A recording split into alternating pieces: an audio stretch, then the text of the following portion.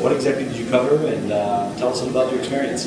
Well, I'll start off in terms of my content was how to turn your bookkeeper into CFO. And the whole concept there is that your CPAs, a lot of people are using their CPAs for that role in terms of being the CFO for the business. And the reality is that that person's not really designed to do that, whereas your internal accounting staff is. And we basically went over the content of why the CPA is not necessarily the best fit for that, but your internal accounting staff is, and there's ways to do it. And we discussed how and illustrated some stories, so it was great content. And the second piece of our event was also giving our attendees the true experience of what a peer group is like, that advisory board piece at the leadership of an organization, and trying to paint the picture that having that sounding board in order to bounce ideas, bounce issues and different crises that have come from owning your own business, and some of the resources that are out there to make sure you have a good end result as to how to come to the conclusion of your problem.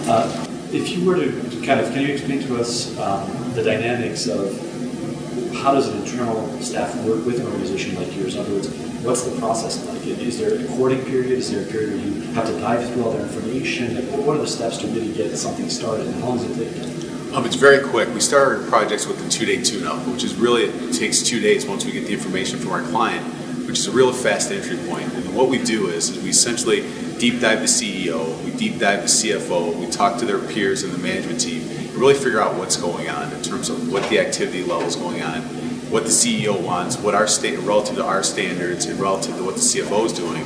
We take that, pull together, and sit down with the CEO and build out a game plan for this is what that ideal CFO would do for your business. So there's elements there, and how we end up working in the future. If there's a gap between those things that this person just can't do, doesn't have time to do, then we can help with training, staffing, or outsourcing. Absolutely. And at the end of the day, what pieces can we take off that owner, that president, or that CEO's shoulder to make sure they have more opportunities to work on the business instead of being caught in the weeds and working so much in the business? Dave, you made an analogy earlier that was referring to kind of the diet or the pain point associated with people kind of going through this process of financial diligence. Mm-hmm. Can you retell that for us? Can you retell that story with your analogy? Absolutely. It's just like anything. If I wake up tomorrow and say, hey, I'm going to lose 30 pounds, that sounds great in theory, but if I don't put actionable, consistent plans in place on how I'm going to do that, then it just becomes a hope, a wish, or anything else that you kind of pop up in the middle of your head in the middle of the night, and then nothing about it ever really kind of comes about. There's a lot to be said about consistent planning, consistent coordination, and having true action items, basically plans for larger plans, so that you can strategically get there and execute.